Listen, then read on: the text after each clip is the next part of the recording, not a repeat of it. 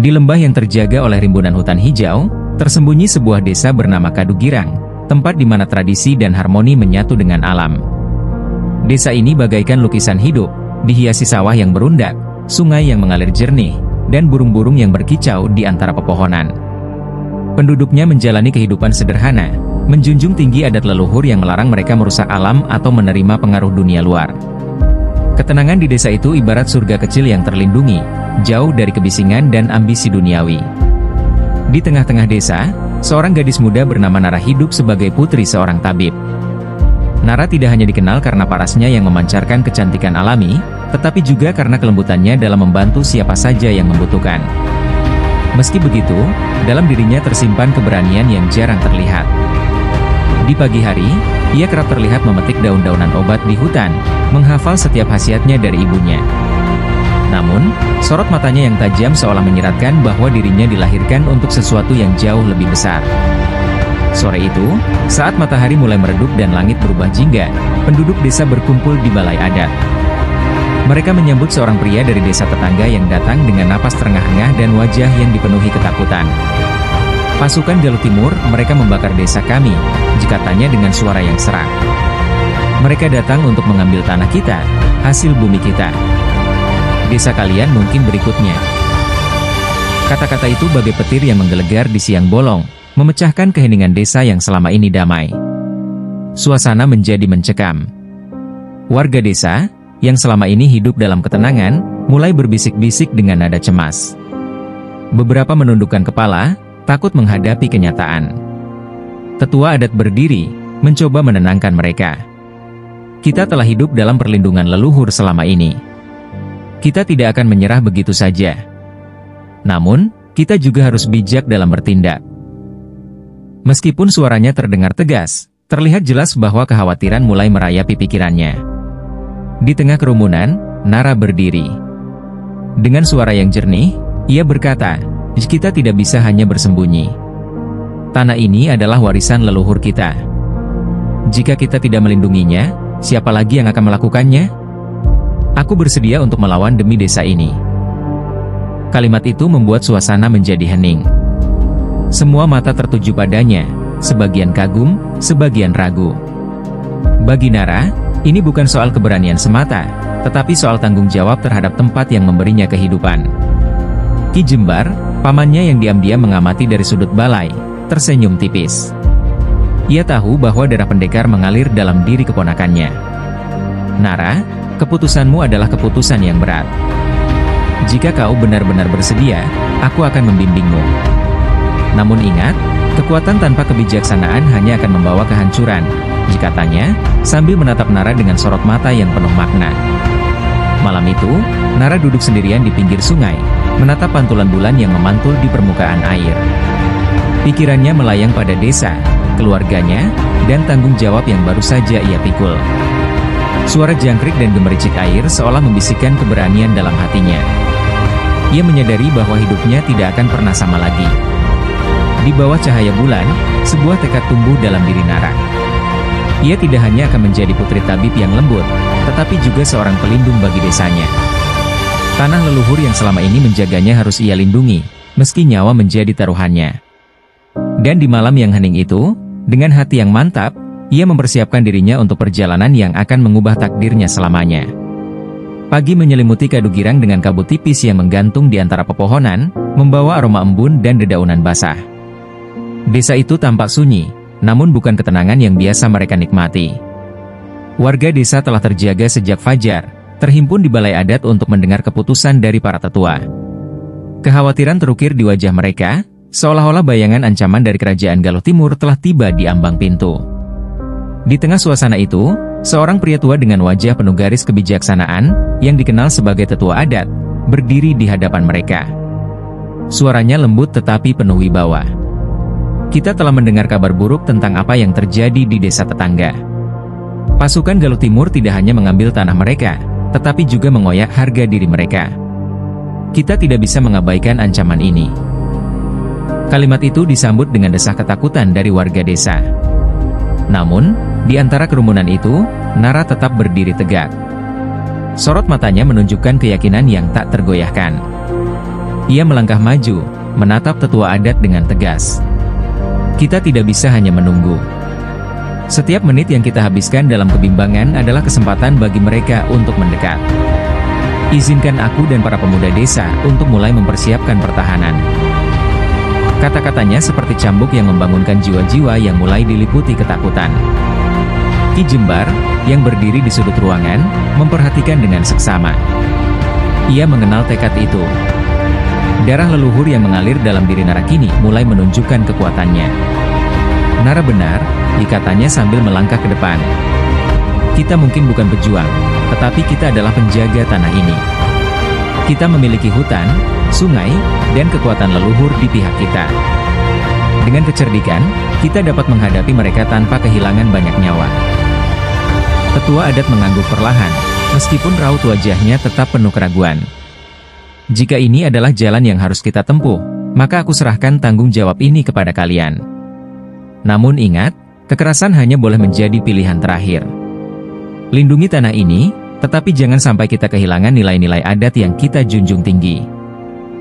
Kata-kata itu menjadi penutup musyawarah pagi itu.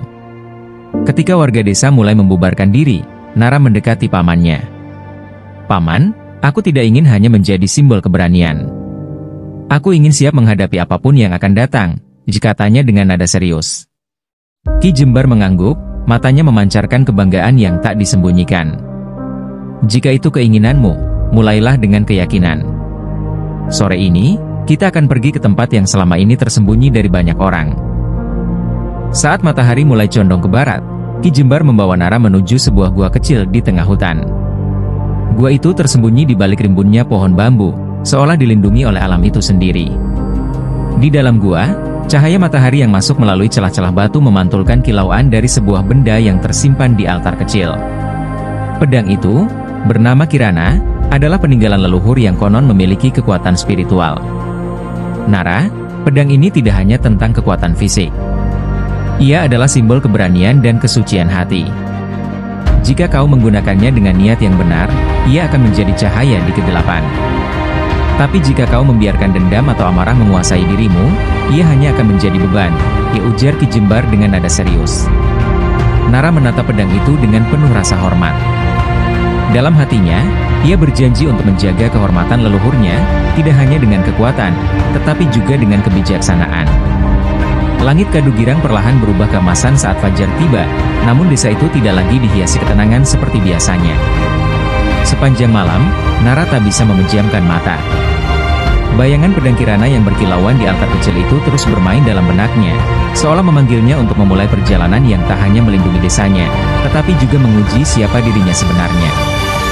Saat sinar mentari menyusup di antara dedaunan, Nara sudah berdiri di halaman rumahnya. Di tangannya, pedang Kirana yang diselimuti kain putih tampak berat, tetapi ia menggenggamnya dengan mantap. Ia tahu bahwa keputusan untuk mengangkat pedang ini bukan hanya soal keberanian, tetapi juga tentang tanggung jawab yang besar. Ini bukan lagi soal aku, igumamnya, seolah berbicara kepada angin pagi. Ini tentang kita semua, tentang tanah yang memberi hidup. Di balai adat, warga desa kembali berkumpul. Wajah mereka masih dibayangi kecemasan, tetapi ada pula harapan yang mulai tumbuh sejak keputusan malam sebelumnya. Nara melangkah ke tengah balai dengan langkah yang mantap. Sorot matanya bertemu dengan setiap warga, seolah ingin meyakinkan mereka bahwa mereka tidak sendiri. Aku telah memutuskan, katanya dengan suara jernih. Aku akan melindungi desa ini dengan apapun yang kumiliki. Tetapi aku tidak bisa melakukannya sendiri. Aku butuh kalian, kita semua harus bersatu. Kata-kata itu menggema di ruang balai, menciptakan keheningan yang penuh makna. Perlahan, seorang pemuda bernama Saka, yang selama ini dikenal sebagai pengumpul kayu terbaik di desa, berdiri. Aku akan ikut bersamamu, Nara, katanya. Setelahnya, satu persatu pemuda desa berdiri, menyatakan kesediaan mereka untuk membantu. Mata Nara berkaca-kaca, tetapi ia menahan air matanya. Ini bukan saatnya menunjukkan kelemahan. Ki Jembar, yang berdiri di belakang Nara, maju untuk berbicara. Kalian semua harus tahu, ini bukan hanya soal kekuatan. Ini soal kecerdasan, soal hati yang teguh. Aku akan melatih kalian untuk menghadapi apapun yang datang. Tapi ingatlah, kita tidak sedang mencari kehancuran. Kita sedang mempertahankan kehidupan. Suaranya tegas, tetapi ada nada kasih sayang di dalamnya, seperti seorang ayah yang melindungi keluarganya. Hari itu, latihan dimulai. Ki Jembar memimpin para pemuda ke sebuah lapangan terbuka di tepi hutan, tempat mereka belajar menggunakan tombak dan panah yang dibuat dari bahan-bahan sederhana. Nara berlatih dengan pedangnya di bawah bimbingan langsung sang paman. Ia belajar bahwa kekuatan Kirana tidak hanya terletak pada ketajamannya, tetapi pada keselarasan antara pikiran, tubuh, dan alam di sekitarnya. Namun, malam itu, saat Nara duduk di depan rumahnya, keraguan kembali menghampirinya. Ia memikirkan keluarganya, terutama ibunya yang selalu khawatir. Bagaimana jika aku gagal? Pikirnya. Tapi suara lirih Ki Jembar terngiang di telinganya, jika kekuatan sejati tidak datang dari keberhasilan semata, tetapi dari keberanian untuk mencoba. Dengan itu, ia kembali merasa tenang. Di kejauhan, suara burung hantu terdengar, menandakan malam yang semakin larut. Nara menatap langit penuh bintang. Ia tahu, badai yang sesungguhnya belum tiba. Tetapi ia percaya, bersama desanya, bersama leluhurnya, ia siap menghadapi apapun yang akan datang.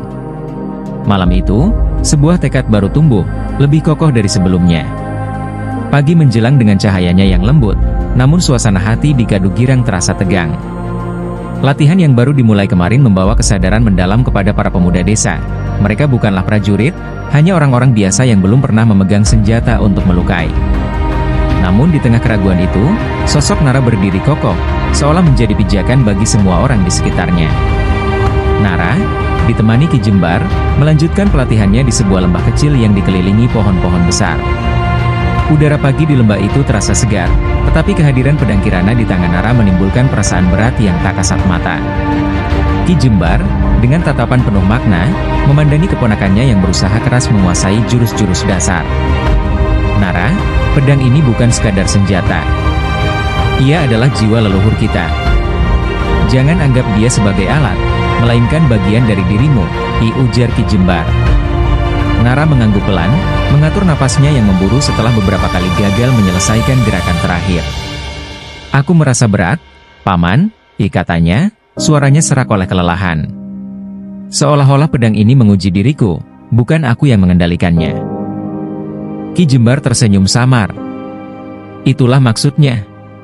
Pedang ini tidak tunduk pada siapapun yang tidak memiliki niat murni. Kau harus bertarung dengan hatimu terlebih dahulu sebelum kau bisa menguasainya.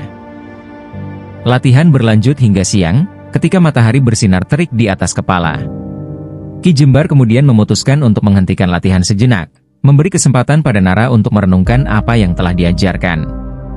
Namun, saat mereka beristirahat di bawah naungan pohon besar, suara dentingan logam terdengar dari arah balai desa.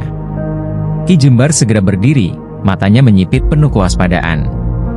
Itu bukan suara yang biasa, gumamnya. Mereka bergegas kembali ke desa, di mana suasana telah berubah mencekam. Seorang pemuda dari desa tetangga tiba dengan luka di bahunya, darah segar membasahi pakaiannya. Pasukan Galuh Timur, mereka semakin dekat. Mereka telah menghancurkan sawah kami. Mereka tidak peduli siapa yang mereka lukai, jikatanya dengan napas tersengal. Warga desa yang mendengar kabar itu kembali dilanda ketakutan. Tetua adat berdiri, mencoba menenangkan warga. Namun kali ini, suara Nara yang lantang memecah ketegangan. Kita tahu mereka akan datang. Kita tahu ini tidak bisa dihindari. Tetapi ini bukan saatnya untuk takut. Ini adalah saatnya kita berdiri bersama, menunjukkan bahwa kita bukan sekadar desa kecil yang bisa diinjak begitu saja, jika tanya tegas. Ucapannya seperti bara yang menyulut semangat di hati para warga. Melihat tekad Nara yang begitu kuat, Ki Jembar memutuskan sudah waktunya untuk memberikan pelajaran terakhir tentang pedang Kirana. Malam itu, di tepi sungai yang diterangi cahaya bulan, Ki Jembar mengajarkan Nara teknik inti yang hanya bisa digunakan oleh mereka yang benar-benar bersatu dengan pedang itu. Teknik ini tidak akan berguna jika hatimu dipenuhi amarah atau keputusasaan. Kau harus belajar untuk mendengarkan suaramu sendiri dan suara pedang ini, ucapnya dengan nada berat. Dengan cahaya bulan sebagai saksi, Nara mengayunkan pedang Kirana dalam gerakan yang perlahan berubah menjadi harmonis. Di tangannya, pedang itu mulai memancarkan kilauan samar, seolah merespons kemurnian niatnya. Di tengah hening malam, Ki Jembar tersenyum puas. Kirana telah menerimamu, Nara. Tapi ingat, perjalananmu masih panjang. Jangan biarkan dirimu tergelincir oleh keraguan atau kesombongan. Dengan hati yang mantap, Nara mengangguk. Ia kini merasa siap untuk menghadapi apapun yang menantinya di Cakrawala. Fajar menyingsing dengan lembut di Kadugirang, namun tidak ada ketenangan yang menyelimuti desa itu. Suara riuh di balai adat terdengar hingga ke tepi hutan, di mana Nara sedang melatih dirinya. Suara dentingan pedang Kirana saat beradu dengan batang pohon membuat burung-burung kecil berhamburan, tetapi fokus Nara tidak terganggu. Setiap gerakannya mencerminkan keteguhan hati, seolah-olah ia sedang berdialog dengan leluhurnya. Namun, latihan itu terhenti ketika Saka, pemuda pemberani yang kini menjadi penghubung desa, berlari menghampirinya dengan napas terengah. Nara, mereka datang, katanya singkat sambil menunjuk ke arah timur. Wajahnya yang biasa ceria kini dipenuhi ketegangan. Nara menurunkan pedangnya perlahan, matanya menyipit melihat asap tipis yang mengepul di Cakrawala. Berapa banyak? Tanyanya dengan nada tegas. Saka menelan ludah sebelum menjawab, cukup untuk menghancurkan desa ini dalam waktu singkat. Tanpa membuang waktu, Nara dan Saka kembali ke balai adat, tempat warga desa sudah berkumpul dalam kecemasan. Ki Jembar berdiri di tengah kerumunan, mencoba menenangkan mereka. Tenang, kita punya waktu. Mereka belum tiba di perbatasan. Kita harus bersiap, katanya. Suaranya yang tenang berhasil menahan kepanikan, tetapi Nara tahu bahwa semua orang tengah berjuang melawan rasa takut dalam hati mereka. Nara melangkah ke depan, berdiri di samping pamannya.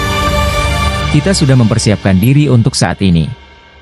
Kita tidak akan lari, dan kita tidak akan membiarkan mereka mengambil tanah kita begitu saja. Kita akan menghadapi mereka, tetapi dengan kecerdasan, bukan hanya kekuatan, katanya, suaranya mantap meski hatinya dipenuhi kekhawatiran. Ini bukan hanya tentang kita, ini tentang menjaga kehormatan leluhur kita. Tetua adat mengangguk perlahan, lalu memimpin doa bersama untuk memohon perlindungan leluhur dan kekuatan dari alam. Setelah itu, Ki Jembar memerintahkan semua pemuda untuk mengambil posisi di sekitar perbatasan desa. Mereka telah menyiapkan jebakan sederhana dari kayu runcing yang tersembunyi di semak-semak, dan tali yang diikat untuk menjatuhkan musuh yang lengah. Kita harus membuat mereka berpikir dua kali sebelum melangkah lebih jauh, katanya sambil menatap Nara. Ketika matahari mulai tenggelam, bayang-bayang pasukan Galuh Timur terlihat semakin jelas di kejauhan. Nara berdiri di puncak bukit kecil bersama Saka, matanya tajam mengamati pergerakan musuh. Dari kejauhan, mereka tampak seperti lautan manusia yang membawa senjata. Hati Nara berdegup kencang, tetapi ia menenangkan dirinya dengan mengingat pelajaran pamannya. Keberanian sejati adalah mampu berdiri meski diliputi rasa takut. Saat malam tiba, pasukan itu berhenti di tepi hutan, hanya beberapa langkah dari perbatasan desa. Suara dentingan logam dari senjata mereka terdengar hingga ke telinga Nara, membuat suasana semakin mencekam. Saka mendekat, berbisik pelan, apa yang akan kita lakukan sekarang? Nara menghela napas dalam-dalam, menatap pemuda itu dengan penuh keyakinan. Kita biarkan jebakan pertama berbicara. Jika mereka maju, kita akan tunjukkan bahwa Kadugirang tidak mudah ditundukkan. Dengan pedang Kirana di tangannya, Nara memimpin para pemuda ke posisinya masing-masing. Dalam hening malam yang penuh ketegangan, ia menatap pasukan musuh yang berkumpul di kejauhan. Hatinya berbisik doa, bukan hanya untuk dirinya, tetapi untuk desanya dan leluhurnya. Di bawah langit malam yang bertabur bintang, perang kecil akan segera dimulai, membawa Nara dan desanya pada ujian terbesar mereka. Angin malam berembus dingin di Kadugirang, membawa serta bisikan hutan yang terasa seakan memperingatkan akan bahaya yang mendekat. Nara berdiri di balik semak rimbun, tubuhnya tegap meski rasa gugup menggerogoti hati. Di tangannya, pedang Kirana bersinar samar di bawah cahaya bulan. Ia menatap pasukan musuh yang bergerak perlahan di bawah bukit. Cahaya obor mereka tampak seperti ular api yang melata, membawa kehancuran di setiap langkahnya. Dengarkan aku baik-baik, bisik Nara kepada Saka dan beberapa pemuda yang berada di sekitarnya. Kita tidak boleh terpancing. Biarkan mereka melangkah ke dalam jebakan terlebih dahulu. Jangan ada yang bertindak sebelum aku memberi isyarat. Kata-katanya tegas, membuat setiap orang mengangguk meski wajah mereka masih menyiratkan ketegangan. Di sisi lain, Ki Jembar berdiri bersama kelompok pemuda lain yang bertugas menjaga sisi utara desa. Matanya tajam memperhatikan gerak-gerik pasukan musuh. Mereka datang dengan kesombongan, gumamnya pelan. Tapi mereka tidak mengenal tanah ini seperti kita.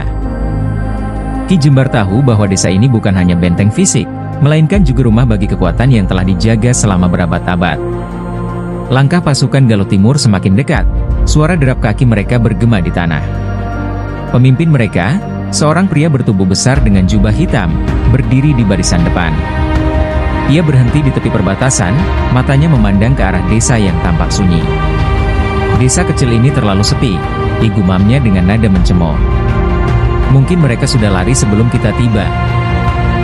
Tepat saat pemimpin pasukan itu mengangkat tangannya untuk memberi perintah, suara gemeretak terdengar. Pasukan yang berada di barisan depan tiba-tiba terperosok ke dalam jebakan yang dipenuhi kayu runcing. Teriakan kesakitan menggema, memecah keheningan malam. Wajah sombong pemimpin pasukan itu berubah masam. "Hati-hati! Mereka bersembunyi di sekitar sini," teriaknya. Nara, yang mengintai dari balik semak, memberi isyarat kepada para pemuda. Mereka menarik tali yang telah dipasang sebelumnya, menjatuhkan cabang-cabang besar ke arah pasukan musuh yang mencoba maju. Kekacauan pun terjadi. Dalam gelapnya malam, pasukan Galuh Timur kesulitan untuk melangkah tanpa tersandung jebakan. Nara tahu inilah saat yang tepat. Dengan pedang Kirana di tangannya, ia melompat dari persembunyian. "Untuk adu girang," serunya, suaranya menggema penuh semangat. Ia mengayunkan pedangnya dengan presisi, menyerang musuh yang terkejut dengan keberanian seorang wanita muda. Pemuda-pemuda lain mengikuti jejaknya, menyerang dengan tombak dan panah yang mereka buat sendiri. Meski jumlah mereka jauh lebih sedikit, strategi dan keberanian mereka berhasil membuat musuh terdesak.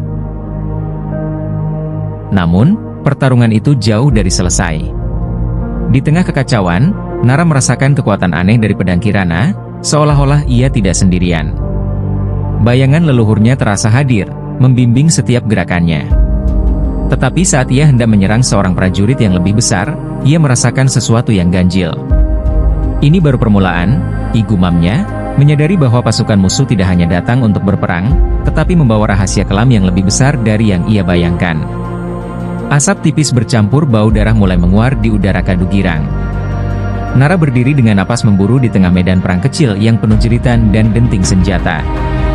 Pedang Kirana di tangannya berkilauan samar di bawah sinar bulan, seperti memantulkan sorotan dari kekuatan yang kini ia sadari sedang mengalir dalam dirinya.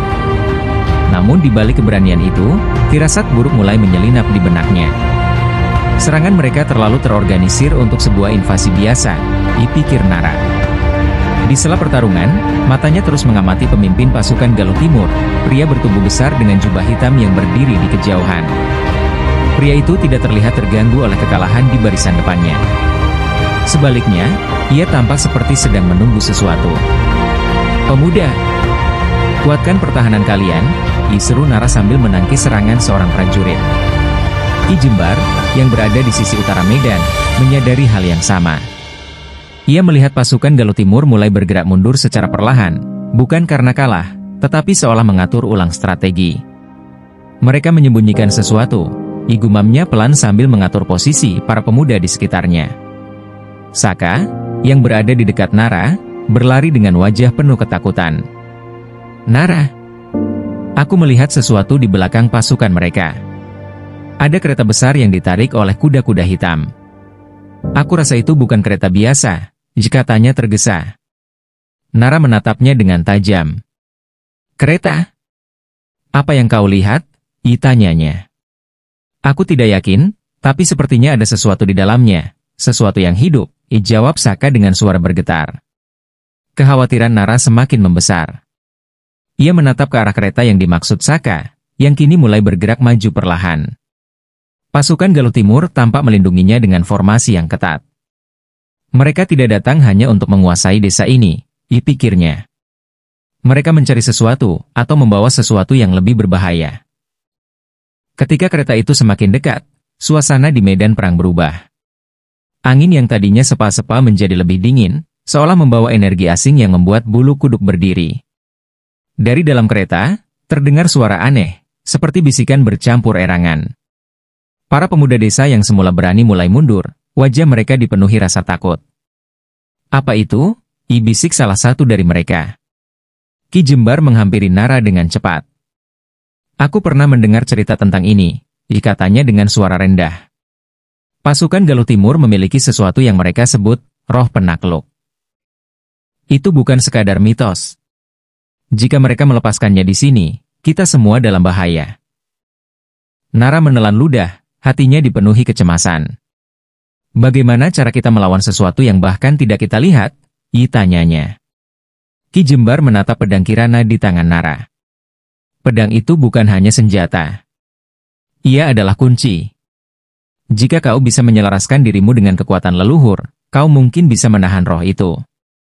Tapi ingat, kekuatan ini hanya bisa digunakan oleh seseorang yang hatinya benar-benar murni. Dengan napas berat, Nara mengangguk. "Kalau begitu, kita tidak punya pilihan selain mencoba," ucapnya dengan tekad yang menguat. Ia tahu malam ini akan menjadi malam terberat dalam hidupnya, dan nyawa seluruh desa ada di tangannya. Malam itu terasa sangat sunyi meskipun suara pertempuran masih bergema di kejauhan. Nara berdiri tegak di depan kereta yang kini semakin dekat, jantungnya berdegup kencang. Pedang Kirana di tangannya bersinar lebih terang daripada sebelumnya, seolah menanggapi ketegangan yang melingkupi medan pertempuran. Ki Jembar berdiri di sampingnya, wajahnya penuh kekhawatiran namun tetap penuh harapan. "Ini adalah ujianmu, Nara," katanya pelan. Ingat, bukan hanya kekuatan fisik yang akan mengalahkan mereka, tetapi kekuatan hatimu." Nara mengangguk perlahan, meskipun kegelisahan semakin menggerogoti pikirannya. Kereta itu akhirnya berhenti tepat di hadapannya. Dari dalamnya, terdengar erangan yang semakin keras, seolah ada sesuatu yang berusaha keluar. Suara itu terdengar seperti campuran bisikan dan desahan, menggetarkan udara di sekitar mereka. Para prajurit Galuh Timur mundur, memberi ruang bagi sesuatu yang mengerikan yang akan dikeluarkan dari kereta. Ketika pintu kereta terbuka, sebuah bayangan besar keluar, menyelimuti malam dengan aura gelap. Entitas itu, yang tampaknya lebih tinggi dari manusia biasa, memiliki kulit yang berkilau gelap seperti batu hitam, dengan mata merah menyala yang menatap tajam. Hidungnya seperti moncong binatang buas, dan suara erangannya menggetarkan jiwa. Roh penakluk, sebuah makhluk legendaris yang konon tak bisa dihentikan oleh senjata biasa, terus melangkah keluar, memancarkan aura ketakutan yang membuat tanah sekitarnya terasa berguncang.